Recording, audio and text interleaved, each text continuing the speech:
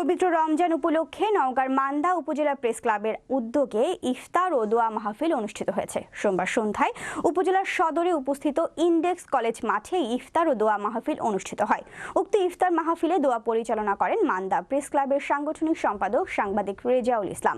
মান্দা উপজেলা press club সভাপতি বুলবুল আহমেদের সভাপতিত্বে ও সাধারণ সম্পাদক সাজ্জাদুল তুহিনের সঞ্চালনায় অনুষ্ঠানে উপস্থিত ছিলেন ডাক্তার গোলাম মোস্তফা, উপজেলা প্রেস ক্লাবের সহ সভাপতি আপেল মাহমুদ ও অধ্যক্ষ মুজাফফর হোসেন, মান্দা প্রেস ক্লাবের সাধারণ সম্পাদক জসিমউদ্দিন, উপজেলা প্রেস ক্লাবের সাংগঠনিক সম্পাদক রায়হান আলী, দপ্তর সম্পাদক মিজানুর রহমান, প্রচার সম্পাদক নূর কুতুবুল আলম, কার্যনির্বাহী সদস্য ABM হাবিবুর রহমান, ইউপি সদস্য শাহিন আলম, জুয়েল আহমেদ, মোহন আলী, সাংবাদিক শাফিউল ইসলাম রকি ও আরিফ হোসেন প্রমুখ।